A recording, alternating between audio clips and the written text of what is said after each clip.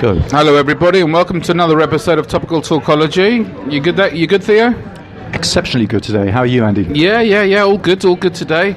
It's been a good week overall. So, I picked up a few more clients. So I'm over the moon, really. Of course, the luckiest people are your clients because you're exceptional at what you do. Oh, they're the lucky ones, really, aren't they? So, so. Today's topical talkology, in some ways, it is about that journey. But just before we started this podcast, Theo and I were discussing things in the past and, how things have changed at the present. Because one of the topics that has come up is this release of this radical preacher, Anjem Choudary, today in the UK, who has served less than half of his sentence for looking to recruit for ISIS. And, I look back when I was younger and what it was to be British. And you have to probably go back even further, that many people come First and Second World War, they fought and died for a country to live in, the country they actually wanted to live in. And if you didn't like their rules, then actually you didn't have to stay. You could go. But everyone seemed to be very, very proud to be British. And now it's very obvious, or it's very evident, and it's been very well documented that this multicultural experiment hasn't really worked in the UK. And and the thing is, if we went to war, it doesn't work anywhere. It doesn't. But if we went to war tomorrow, as a country, how many people would really be prepared to on a British uniform and go to war to maintain the freedoms of this country? What do you think about that? I think there would be your first problem, wouldn't it? Particularly considering the racial mix that we have. I can't see large sections of society actually agreeing to do that. Especially if we think about the of political correctness. So the issue with the hate preacher Choudary, the issue with him is not the issue that everyone is actually discussing. Again, this is just another excuse for the media to sell lots of print and radio time. It's sensationalism, isn't it? People buy sensationalism. The first point is that they're saying he's released. No, he isn't. He has served his time and is now on probation. He's still serving his sentence, and people are saying he's such a risk and so on. Well, the fact is that's just sensationalism again, because for the parole board to release him on license under probation, they have to have been satisfied about a lack of risk, and none of that was discussed. So people are saying he's released. No, he's not. The second point to make is that the questions here are not really relevant at all. The main issue is the problem of political correctness, because if you look up the definition of treason is trying to cause harm and or overthrow the government and or the sovereign. And I would put it to you that anyone citing hate crime through ISIS, because of course England is not an ISIS clan, it's not a Muslim country, it is a Protestant Christian country, because the Queen is the head of the Protestant Church in the UK. Church of England. Church of England. And Church in Wales as well, isn't it? Yes, indeed. Therefore, the real crime is not hate crime, it's treason. And you may or may not know that you used to be hung, drawn and quartered for treason until the end of the 19th century. Well, I still think treason. I think that's probably the only thing that actually gets the death penalty in this country still. I'm not sure. There's a new act in 1998. Okay. Which actually abolished the death. But the last death penalty for treason was, I think it was someone called Lord Wow Wow or something in 1946. He was the last person to be hung. But now it's life imprisonment.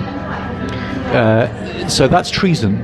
And of course, unless you get your facts and your law clear, you're going to get people calling up the programme saying, well, Choudhary's just the same as Tommy Robinson.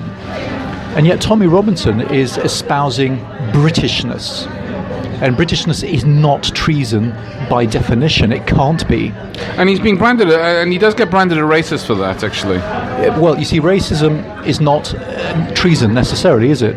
But something which is anti-UK, such as ISIS, is 1,000% anti-UK. That is treason. But Tommy Robinson may be guilty of other things, if he's guilty of anything at all, and that's the decision he of may the... be guilty of other things, but he's not guilty of treason. But the thing is, I had to ask that question because my grandfather went to war. My father was born during the Second World War, and my grandfather had to fight to preserve the freedom of this country, and people made a lot of sacrifices for that, and people seem to forget that. And you're either, and it's very binary. This is very binary.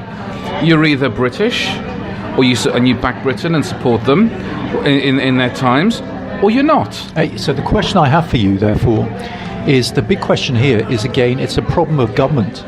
So the government are not leading us with something so obvious as this man is guilty of treason. Well, this man should be considered for treason, should we say.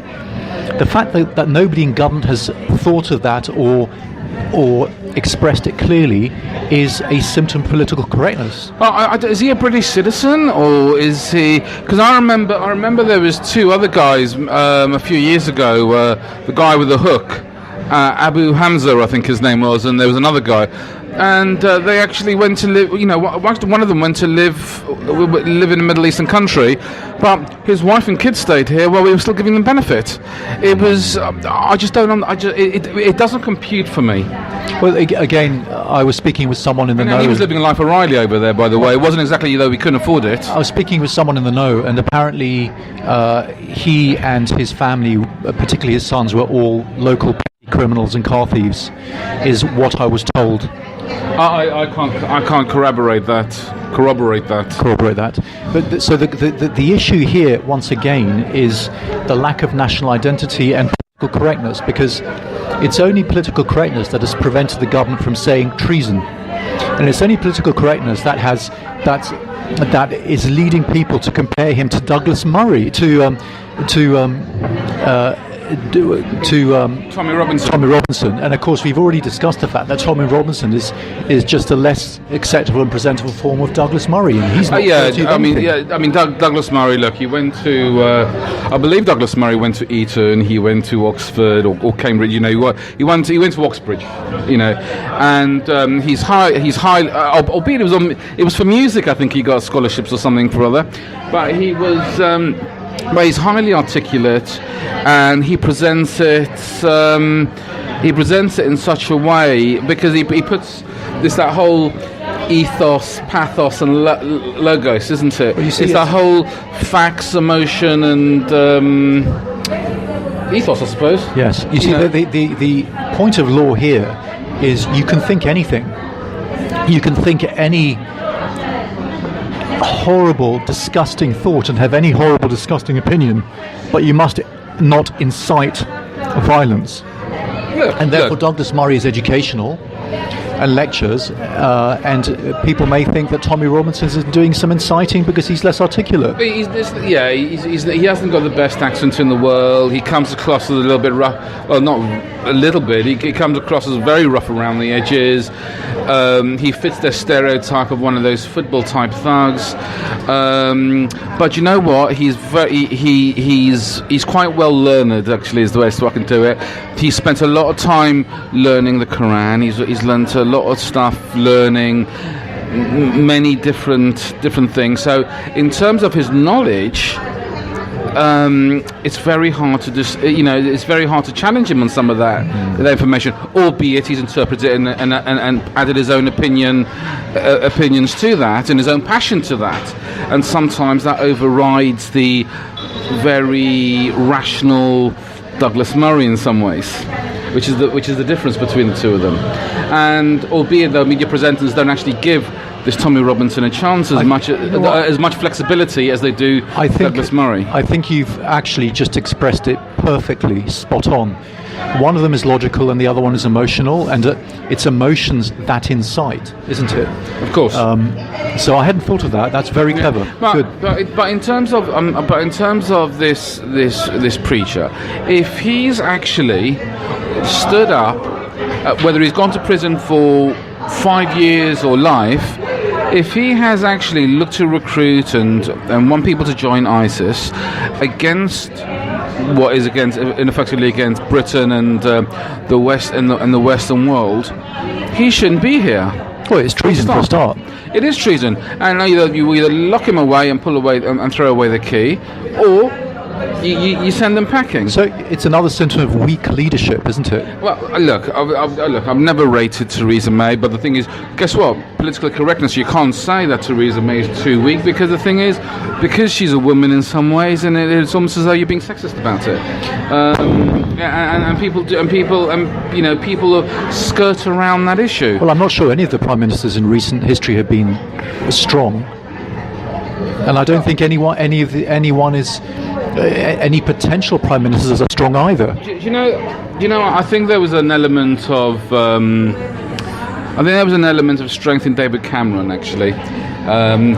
But the thing is, he also had too much political ambition to rock the boat. In some ways, I think Boris Johnson is that little bit of a rebel who may be able to not conform to the whole political thing. And you know what? And that's what we need. Well, his strength comes from being a charming psychopath. I don't think he's a psychopath, actually. He's a narcissist. Actually, he doesn't care. I actually found this really good. I actually found this really good explanation, and there'd be skirt around who's a narcissist, who's a psychopath, who's a sociopath, and every psychopath is a narcissist, but not every narcissist is a psychopath. And the difference between being a sociopath and a psychopath is that a psychopath is born that way; it's part of their nature, whereas a sociopath is actually made by the environment, by some definitions. Nurtured. Yeah. Like you're born in a very rough area, then you develop into that role, don't you? So I don't know whether he is a psychopath. I mean, or a sociopath, but he is narcissistic. No disputing that one. He is. The reason he's a psychopath is because he just doesn't care about anything. Everything is focused on self-aggrandizement. Well, that's narcissism, he will do anything that's necessary in a ruthless manner. But you need that. You need people like that, because the thing is, that's why I said I think he's going to be the next prime minister. I think he'll be a very good one. Yeah, you need people like that, because the thing is, look, bad people are never going to go away. Bad psychopaths are never going to go away. If another Hitler decided to rear up their ugly head and got some momentum, you're going to need someone at some point who can be just as ruthless to take him down. And you don't really want a nice guy who's likable by the public. You want someone who's going to actually go out there and actually be just as destructive as Hitler was, which is why they brought Winston Churchill in. Look, Winston Churchill. That's why you have black ops, and that's why you say and they're probably all psychopaths in some ways. But Winston Churchill was probably one of the greatest wartime prime ministers of his time.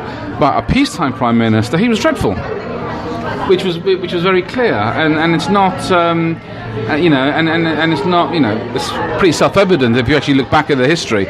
But you needed someone to be just as ruthless, and I think there was a film called The Darkest Hour where the king actually said to him, "Well, everybody fears you, or while everyone is worried about you or scared about you," something along those lines. I can't remember exactly, because I think Hitler's probably just as concerned as everybody else about you, and which is exactly what he was. But he pinned his hopes on one tiny little.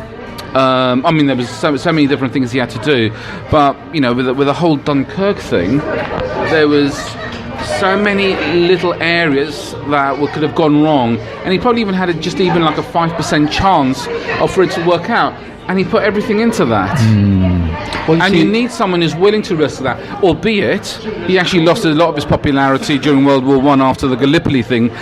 But the thing is, it was where so many people died, but he made a decision, and it was a risky decision, but it was a decision he was prepared to make that others weren't. I think he was second to none in terms of maintaining morale of the British people. Yeah. But I think, having read around it, there's a big possibility that the Second World War is simply a lot of British propaganda for their own self-aggrandisement.